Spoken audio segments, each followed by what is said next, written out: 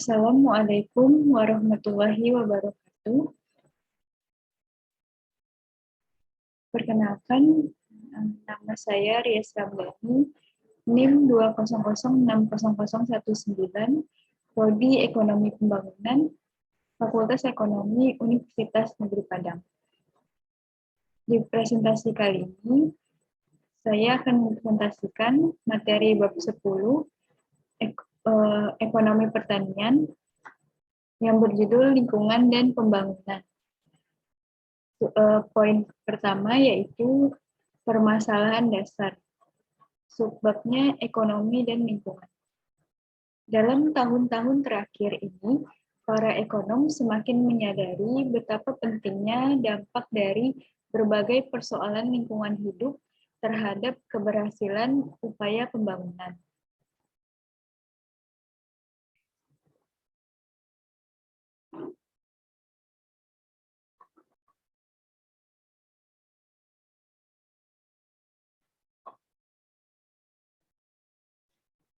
Pengecualian dari biaya lingkungan GNI merupakan faktor utama dari tidak adanya perhatian lingkungan dari ekonomi pembangunan selama ini. Kerusakan tanah, sumber-sumber air, dan hutan yang berasal dari metode produksi yang tidak ramah lingkungan dapat mengurangi produktivitas nasional dalam jangka panjang, tetapi mungkin akan berdampak positif pada angka GNI saat ini, atau Gross National Indonesia. Kebutuhan konsumsi penduduk yang makin meningkat di negara berkembang mungkin juga memiliki dampak global. Ada banyak kekhawatiran bahwa perusahaan hutan yang tersisa, yang terkonsentrasi di negara-negara berkembang dengan utang yang besar di Afrika dan juga di negara-negara seperti Indonesia, Brazil, Peru, dan Filipina akan sangat berkontribusi pada perubahan iklim yang diakibatkan oleh pemanasan global melalui efek rumah kaca. Hingga kini, sebagian besar gas rumah kaca penyebab pemanasan global ini berasal dari negara maju, sehingga memunculkan apa yang disebut dengan ketergantungan lingkungan. Negara-negara berkembang akan bergantung pada negara-negara maju untuk mengambil langkah segera dalam mengurangi emisi dan juga mengembangkan teknologi baru yang memungkinkan mengurangi emisi yang lebih tinggi dan keberhasilan adaptasi terhadap pemanasan global yang tak terhindarkan dan perubahan iklim yang diakibatkannya. Akan tetapi, negara berkembang saat ini, pengurangan emisi di negara-negara maju hanya akan menunda bencana iklim yang mungkin akan terjadi. Subbab selanjutnya yaitu pembangunan berkelanjutan dan akuntansi lingkungan. Istilah keberlanjutan atau sustainability mencerminkan pentingnya keseimbangan antara pertumbuhan ekonomi dan pelestarian lingkungan.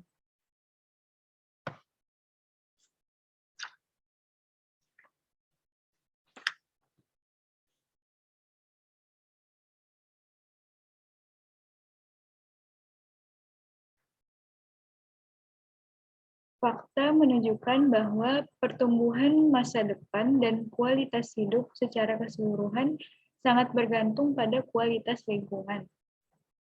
Basis sumber daya alam suatu negara dan kualitas udara, air, dan tanahnya mencerminkan warisan bersama bagi seluruh generasi. Dengan menghancurkan anugerah tersebut dalam mengejar sasaran ekonomi jangka pendek akan mengancam generasi sekarang dan terutama generasi mendatang. Oleh karena itu, penting bagi para pembuat kebijakan pembangunan untuk memasukkan beberapa bentuk akuntansi lingkungan ke dalam keputusan mereka. Sebagai contoh, pelestarian atau hilangnya sumber daya alam berharga sebaiknya dimasukkan ke dalam perkiraan pertumbuhan ekonomi dan kesejahteraan manusia. Aset modal keseluruhan mencakup bukan hanya modal yang diproduksi, yaitu mesin, pabrik, jalan, tetapi juga modal manusia berupa pengetahuan, pengalaman, keterampilan, juga modal lingkungan yang terdiri dari definisi ini, pembangunan berkelanjutan mensyaratkan bahwa keseluruhan aset modal tersebut tidak boleh berkurang dan pengukuran yang tepat dari pendapatan nasional neto yang berkelanjutan atau NNI merupakan jumlah yang dapat dikonsumsi tanpa mengurangi persediaan modal. Atau secara simbolis, yaitu NNI bintang sama dengan GNI dikurang DM dikurang DN. Di mana NNI bintang merupakan pendapatan nasional berkelanjutan, DM merupakan penyusutan aset modal yang diproduksi, dan DN merupakan penyusutan modal lingkungan, yaitu nilai moneter dari penurunan kualitas lingkungan selama 1 tahun. Mengingat makin meningkatnya tingkat konsumsi dunia dan tingginya laju pertumbuhan penduduk, realisasi pembangunan berkelanjutan akan menjadi tantangan besar bagi kita bersama. Subbab berikutnya yaitu penduduk, sumber daya, dan lingkungan. Di berbagai kawasan termiskin di dunia, tampak jelas bahwa peningkatan kepadatan penduduk telah berkontribusi pada semakin parahnya degradasi sumber daya yang dibutuhkan oleh penduduk tersebut untuk bertahan hidup. Untuk memenuhi kebutuhan penduduk negara berkembang yang semakin meningkat, perusakan lingkungan harus dihentikan dan produktivitas sumber daya yang ada harus diperluas sehingga dapat memberikan manfaat bagi banyak orang. Apabila kenaikan GNI dan produksi pangan lebih rendah dari pertumbuhan penduduk, maka tingkat produksi dan swasembada pangan per kapita akan menurun. Subbab berikutnya yaitu kemiskinan dan lingkungan hidup.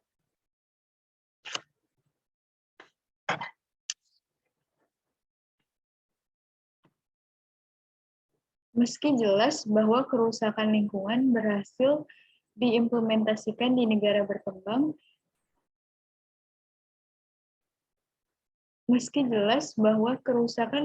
dan tingkat fertilitas yang tinggi berjalan beriringan, keduanya berasal dari faktor ketiga, yaitu kemiskinan absolut. Agar kebijakan lingkungan berhasil diimplementasikan di negara berkembang, pemerintah negara berkembang harus menangani masalah seperti petani yang tidak memiliki lahan, kemiskinan, dan kurangnya akses terhadap sumber daya input, serta ketiadaan informasi seringkali mencegah kalangan miskin untuk membuat investasi yang menambah nilai sumber daya yang akan membantu melestarikan aset lingkungan yang menjadi tumpuan hidup mereka. Oleh karena itu, pencegahan degradasi lingkungan harus memasukkan penyediaan dukungan kelembagaan bagi kalangan miskin sebagai komponen kunci. Subbab berikutnya yaitu pertumbuhan versus lingkungan. Dahulu, banyak yang meyakini bahwa saat pendapatan per kapita meningkat, polusi dan bentuk kerusakan lingkungan lainnya akan langsung meningkat dan kemudian menurun, membentuk kurva U terbalik. Gagasan ini dikenal sebagai kurva lingkungan Kuznets. Berdasarkan hipotesisnya bahwa ketimpangan akan meningkat dan kemudian menurun saat pendapatan naik, seperti yang dijelaskan juga berdasarkan teori ini, saat pendapatan meningkat, masyarakat akan memiliki sarana dan rela berkorban untuk melindungi lingkungan.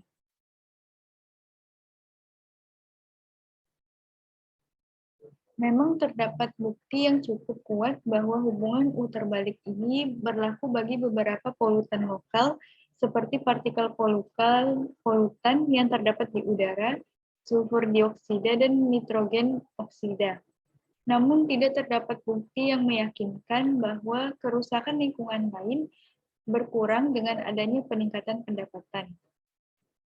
Sekalipun hubungan kurva lingkungan Kuznets memang berlaku untuk jangka panjang, beberapa bentuk kerusakan lingkungan seperti hilangnya keragaman hayati tidak akan mungkin dikembalikan. Kebijakan internasional oleh karena itu sangat diperlukan. Subbab berikutnya yaitu pembangunan pedesaan dan lingkungan.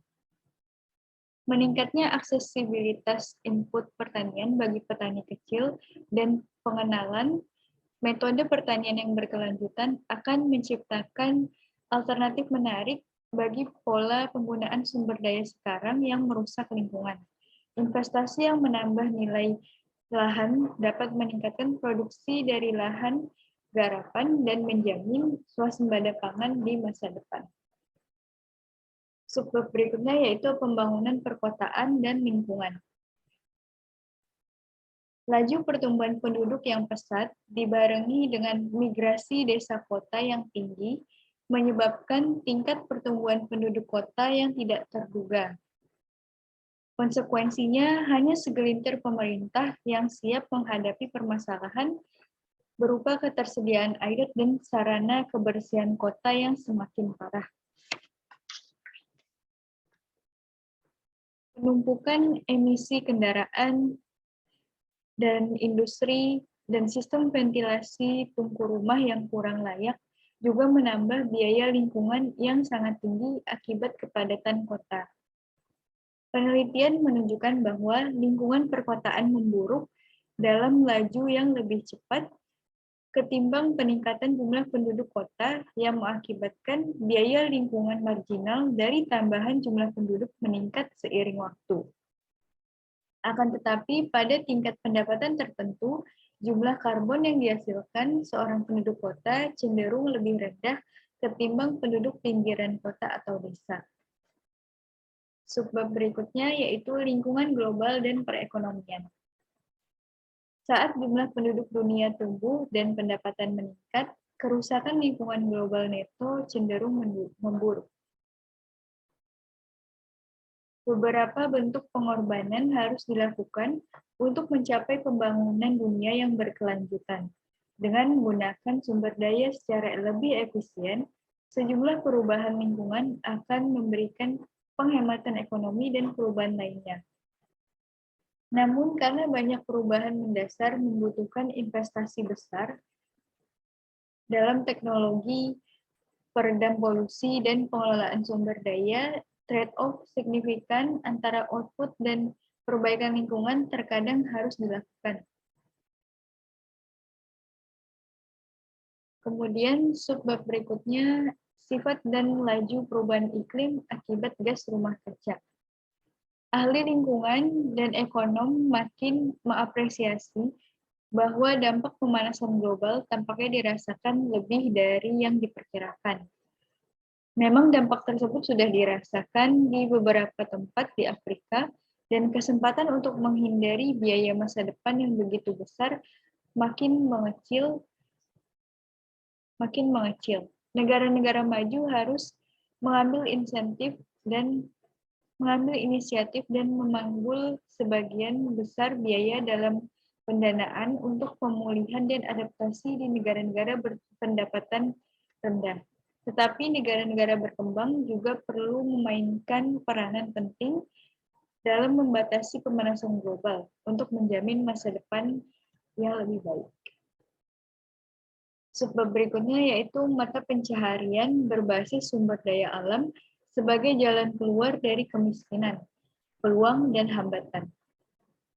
Di banyak negara, kalangan miskin telah kehilangan kendali atas sumber daya alam tradisional mereka seperti hutan, ladang, dan tempat menangkap ikan, akibat adanya undang-undang hak milik atau pengelolaan lahan publik yang korupsi.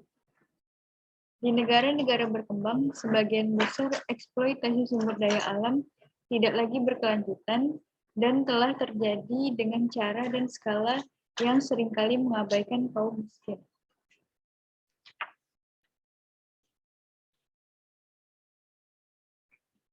Salah satu bagian solusi adalah dengan melakukan tata kelola pro kalangan miskin dengan pemberdayaan murni bagi kalangan miskin dan komunitasnya untuk memperjuangkan hak-hak mereka. Subbab berikutnya yaitu cakupan kerusakan lingkungan yang berasal dari ranah domestik berupa tinjauan. Masalah lingkungan yang sama-sama dihadapi oleh penduduk miskin kota dan desa adalah prevalensi kondisi lingkungan yang tak layak akibat minimnya air bersih dan sanitasi. Hal ini pada gilirannya akan sangat berkontribusi pada penyebaran penyakit infeksi. Polutan yang memenuhi udara juga akan mengancam kesehatan penduduk negara-negara berkembang. Ketergantungan terhadap bahan bakar biomasa seperti kayu bakar berkaitan erat dengan kemiskinan.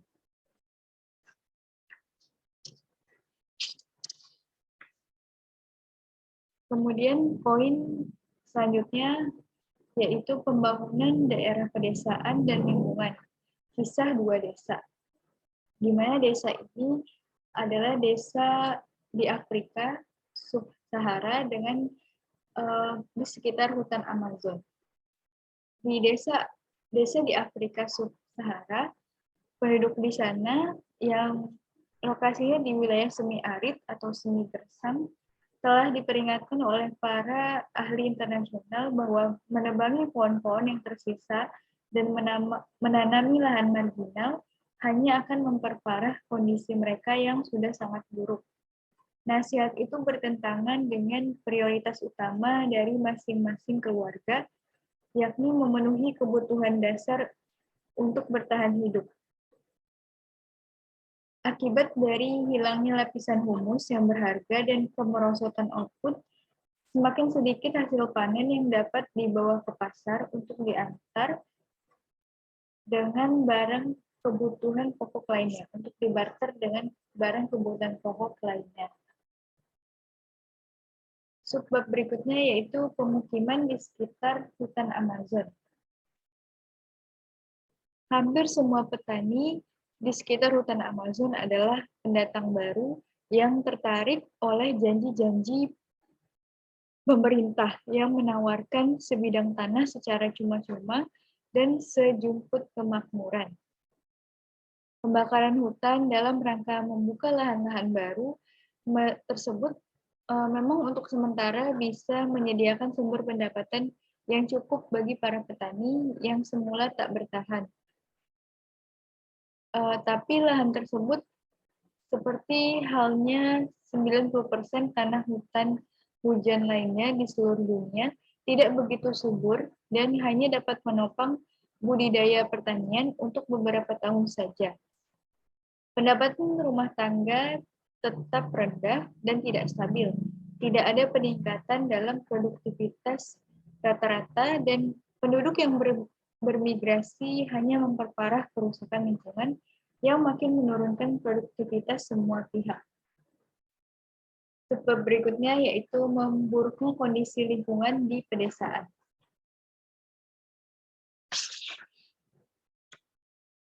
Penyebab dari konsekuensi kerusakan lingkungan di daerah pedesaan bervariasi dari satu kawasan ke kawasan lainnya. Namun secara umum, kondisi kemiskinan permanen seringkali menjadi akar penyebab dari kerusakan lingkungan lokal. Sebagian besar penduduk miskin di negara berkembang harus bertahan hidup dari hasil panen yang sedikit dari budidaya tanaman pada lahan kecil dengan kondisi tanah yang terlalu dangkal, kering, dan berpasir untuk menopang pertanian permanen. Jika tanah tersebut tidak dikembalikan kesuburannya melalui perladangan berpindah atau penggunaan input atau penggunaan pupuk buatan, tanah tersebut akan menurun kesuburannya dan hasil panen-panen berikutnya akan semakin menurun. Salah satu akibat langsung yang ditimbulkan tekanan lingkungan seperti itu adalah erosi tanah. Dengan minimnya vegetasi yang dapat melindunginya dari terpaan angin dan hujan, Lapisan humus atau tanah paling atas mudah sekali tersapu angin atau tergerus hujan, sehingga semakin menurunkan produktivitas lahan. Faktor lainnya dalam siklus kemiskinan pedesaan dan kerusakan lingkungan adalah penggundulan hutan atau deforestasi.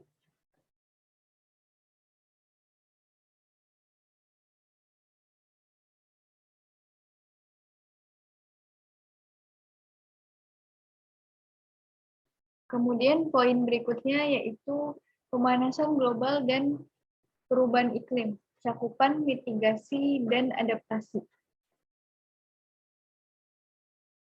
Pada tahun 2007, Intergovernmental Panel of Climate Change atau IPCC mengumumkan laporan penilaian keempatnya.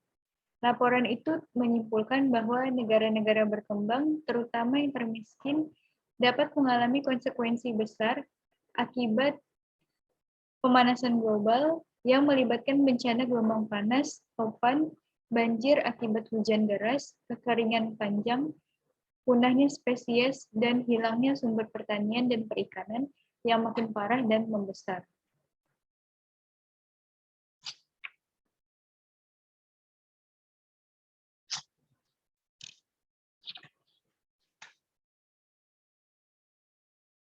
Kemudian mitigasi. Banyak strategi telah diajukan untuk memitigasi emisi, antara lain penciptaan pasar karbon, pajak atas karbon, dan subsidi untuk mempercepat kemajuan teknologi.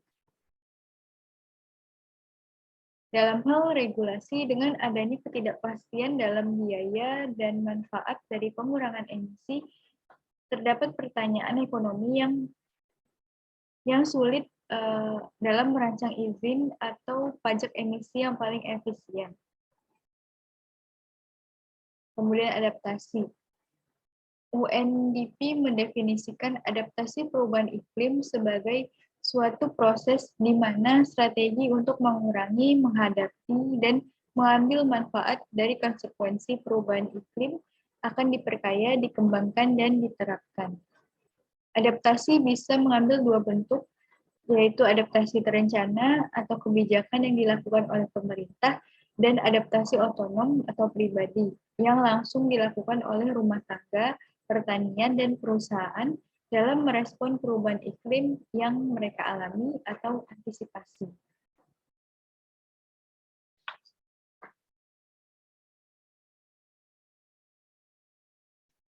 Kemudian subbab berikutnya yaitu model ekonomi dan permasalahan lingkungan. Mungkin kita dapat melihat kurva berikut, yaitu kurva efisiensi statis dan dalam alokasi sumber daya.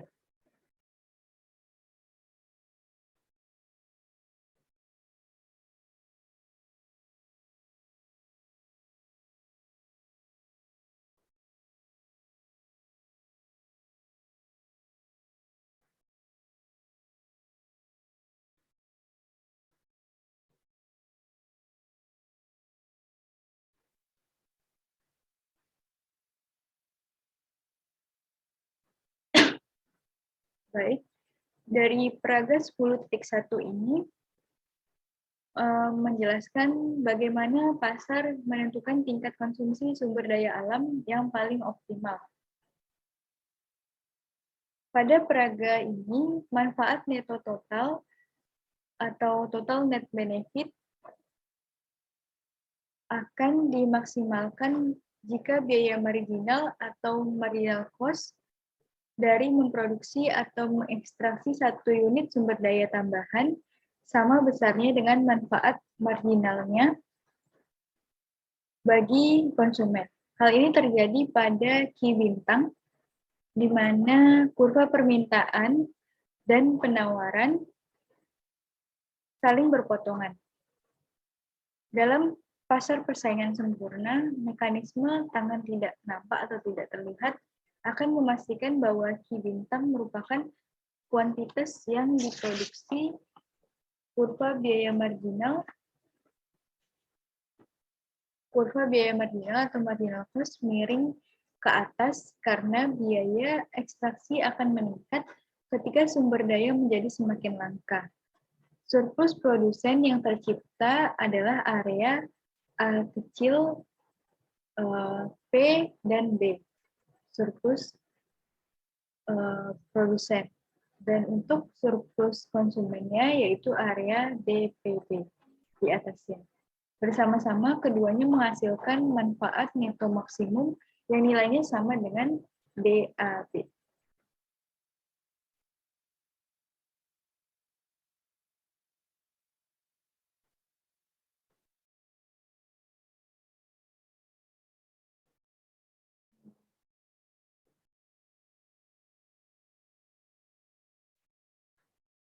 Para pendukung teori pasar bebas neoklasik menekankan bahwa inefisiensi pada alokasi sumber daya dihasilkan dari adanya halangan bagi berlangsungnya kegiatan pasar bebas atau ketidaksempurnaan dalam sistem hak kepemilikan. Selama semua sumber daya dimiliki oleh pribadi dan tidak ada distorsi pasar, sumber daya itu akan dialokasikan secara efisien.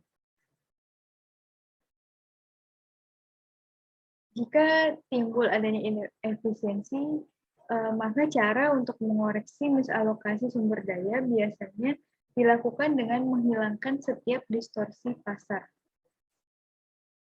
Kemudian sebab berikutnya sumber daya milik bersama.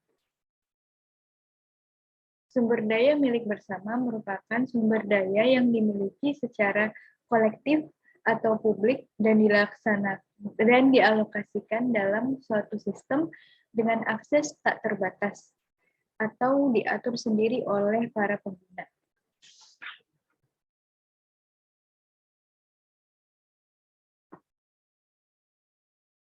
Kemudian ini ada peraga 10.3.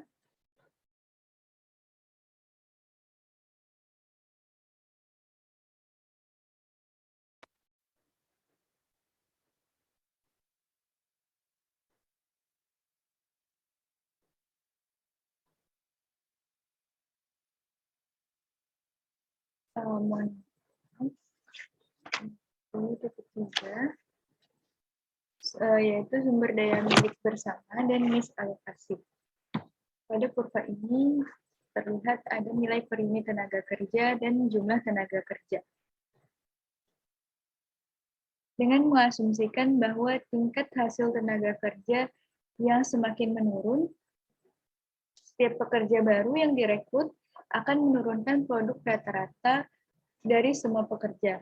Produk marginal dari setiap tambahan pekerja tersebut akan sama dengan produk rata-rata yang dihasilkannya dikurangi penurunan dari rata-rata produk yang dihasilkan semua pekerja. Jika penambahan pekerja baru melampaui titik L bintang, maka biaya yang ditimbulkannya bagi produsen W akan lebih besar daripada produk marginalnya.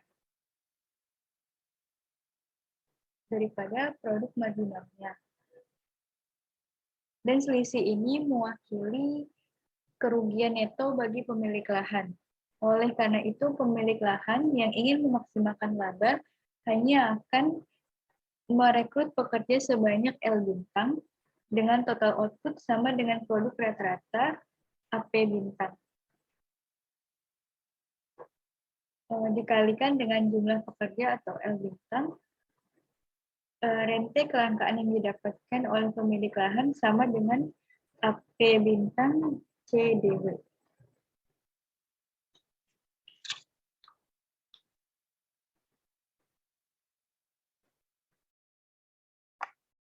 Kemudian subbab berikutnya, barang publik dan kerugian publik, degradasi lingkungan regional, dan masalah penumpang gratis atau free rider. Barang publik adalah segala hal yang memberikan manfaat bagi semua orang dan ketersediaannya tidak akan berkurang jika dinikmati secara bersama-sama oleh orang lain. Contohnya seperti udara bersih, lembaga ekonomi, dan pertahanan nasional. Kerugian publik adalah produk atau kondisi yang mengurangi kesejahteraan orang lain yang jatahnya tidak akan berkurang apabila digunakan bersama-sama. Contohnya polusi udara dan air.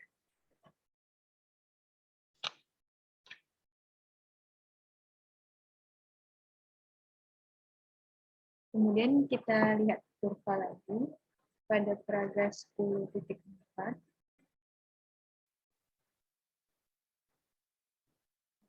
Di sini kurvanya menjelaskan barang publik, barang pribadi, dan serta masalah penumpang gratis. Baik, dalam peraga 10.4 ini mengilustrasikan penetapan harga untuk barang publik. Dalam peraga 10.4 yang bagian A, jumlah pohon yang optimal secara sosial adalah Ki bintang. Jumlah itu ditentukan oleh perpotongan antara kurva permintaan agregat dengan kurva penawaran MC. Pada Ki bintang, manfaat neto total bagi masyarakat dari barang publik PMDC dimaksimalkan.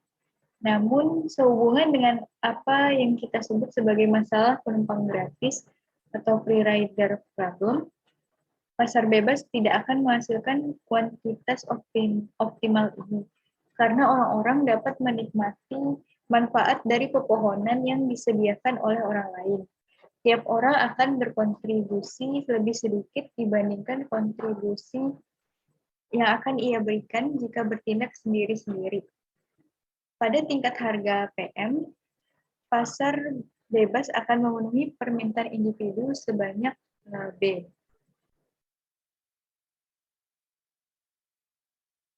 Individu B sebanyak Ki B, tanpa mengabaikan permintaan individu A sebanyak Ki A. Yang berarti A dapat menumpang pada kontribusi B secara gratis. Oleh karena itu, pasar hanya akan menyediakan pelestarian hutan pada tingkat yang suboptimal, yang mana itu Ki B. Untuk mengembalikannya pada taraf optimal, yaitu tingkat Ki bintang pada barang publik, beberapa bentuk intervensi pemerintah diperlukan. Salah satu solusi yang paling efektif adalah mengenakan sejumlah harga per unit bagi setiap konsumen, PA dan PB, masing-masing untuk individu A dan B, untuk memujuk mereka agar meminta pelestarian kuantitas pohon yang optimal. Ki bintang. Pembayaran gabungan mereka yaitu PA dikali dengan Ki bintang dari A ditambah PB dikali Ki bintang dari B, mewakili kontribusi total yang sama dengan PM dikali Ki bintang. Jumlah yang persis dibutuhkan untuk membiayai tingkat kelestarian yang optimal secara sosial. Nah, selanjutnya, subbab berikutnya, keterbatasan kerangka kerja barang publik. Masalah utama dengan mekanisme penetapan harga barang publik tentu saja adalah bagaimana mengetahui tingkat harga yang harus dibebankan.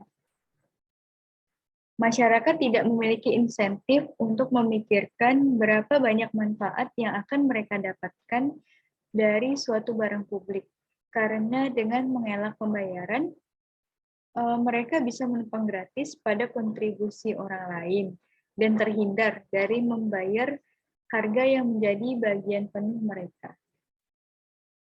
Kemudian poin selanjutnya, pembangunan perkotaan dan lingkungan. Subbabnya yaitu masalah lingkungan pada pemukiman kumuh perkotaan. Meski secara rata-rata penduduk perkotaan memiliki pendapatan yang lebih tinggi, penduduk yang paling miskin seringkali memiliki resiko yang lebih besar terpapar kondisi lingkungan yang berbahaya. Karena kalangan miskin perkotaan kurang mampu untuk melindungi diri dari dampak negatif lingkungan yang tidak sehat ketimbang kalangan kaya. Mereka lebih beresiko terkena konsekuensi serius akibat degradasi lingkungan. Selain itu, malnutrisi dan buruknya kesehatan yang dialami banyak penduduk kota di pemukiman kumuh cenderung mengurangi resistensi individu terhadap bahaya lingkungan. Kemudian subbab selanjutnya yaitu industrialisasi dan pencemaran udara di perkotaan. Tahap-tahap awal urbanisasi dan industrialisasi di berbagai negara berkembang biasanya disertai dengan peningkatan pendapatan dan memburuknya kondisi lingkungan. Sumber utama polusi udara yang memberikan ancaman kesehatan terbesar terkait dengan modernisasi adalah penggunaan energi, emisi kendaraan, dan produksi industri. Industrialisasi dapat menyebabkan peningkatan limbah dalam bentuk langsung, seperti emisi atau tidak langsung dalam bentuk perubahan pola konsumsi dan merangsang permintaan akan barang-barang manufaktur. Maka dari itu diperlukan adanya suatu teknologi bersih yang merupakan teknologi yang rancangannya menghasilkan polusi dan limbah yang lebih rendah dan menggunakan sumber daya yang lebih efisien.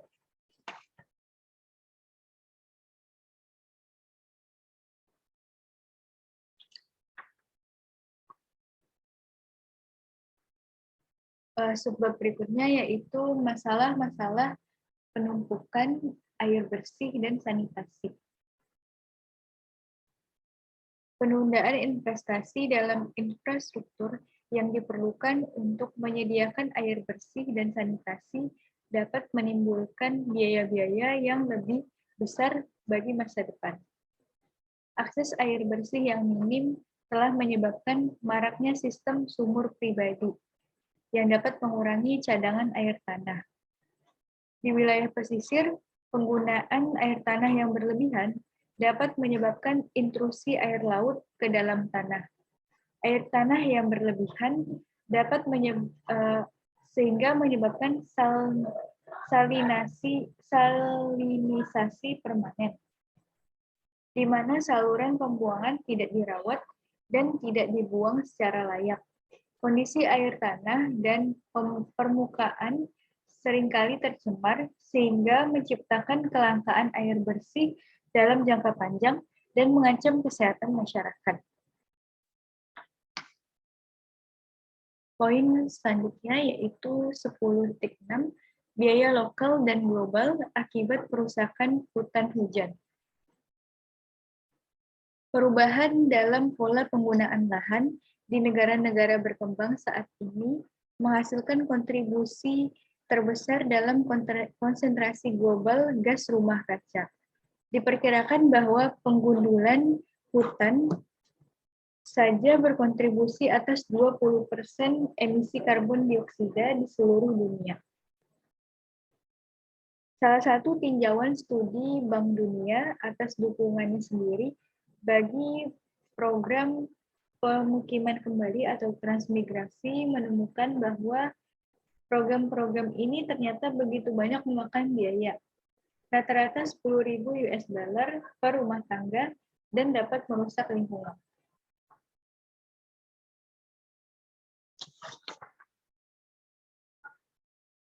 Poin selanjutnya yaitu pilihan kebijakan bagi negara-negara maju dan negara-negara berkembang. Apa yang bisa dilakukan oleh negara-negara berkembang? Dari sekian banyak pilihan, terdapat 6 diantaranya yaitu penetapan harga sumber daya yang layak. Sebagai contoh, secara rata-rata di negara berkembang, harga yang dibayar untuk membeli air ledeng lebih murah ketimbang biaya total untuk menyediakannya. Akibat adanya penjatahan subsidi seperti ini, seringkali hanya memberikan manfaat bagi mereka yang berpendapatan lebih tinggi. Kemudian yang bisa dilakukan oleh negara-negara berkembang lagi adalah pelibatan masyarakat, yaitu program untuk memperbaiki kondisi lingkungan akan sangat efektif jika dijalankan bersama-sama dengan jaringan masyarakat, memastikan bahwa rancangan program konsisten dengan tujuan lokal dan nasional. Yang ketiga adalah pengaturan hak milik dan kepemilikan sumber daya yang lebih jelas. Keempat, peningkatan alternatif ekonomi bagi penduduk miskin. Kelima, peningkatan status ekonomi perempuan. Keenam, kebijakan pengendalian emisi industri. Dan ketujuh, mengambil sikap proaktif untuk beradaptasi terhadap perubahan iklim.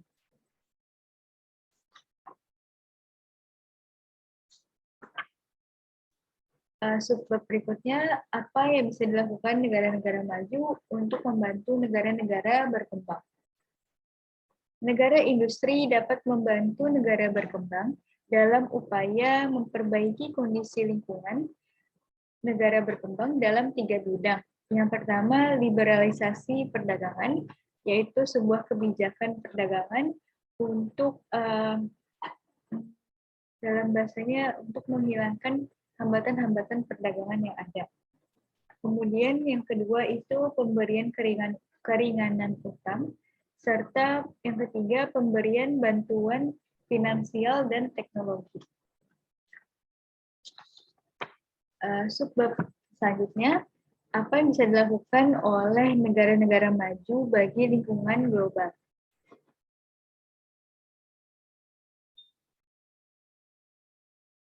Negara-negara maju pada lingkungan global dapat berkontribusi bagi perbaikan lingkungan melalui upaya mereka, yaitu yang pertama mengurangi emisi berbahaya, termasuk juga gas rumah kaca.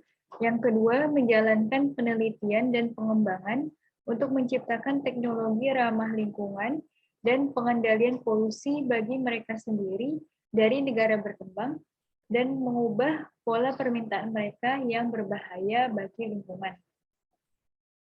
Juga yaitu pembatasan impor, yang dimana produksinya seringkali tidak ramah lingkungan.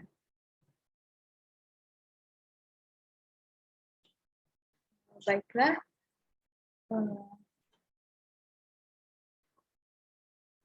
telah selesai presentasi dari saya mengenai bab 10. Saya akhiri, namun sebelum itu saya ingin menyampaikan salah satu kutipan dari pemikiran dari Organization for Economic Cooperation and Development pada tahun 2010, yaitu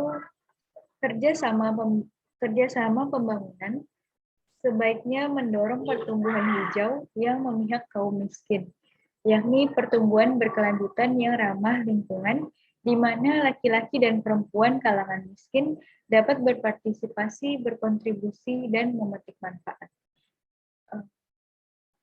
Mungkin itu dari saya. Mohon maaf jika banyak terdapat kekurangan. Saya akhiri. Terima kasih banyak atas perhatiannya. Wassalamualaikum warahmatullahi wabarakatuh.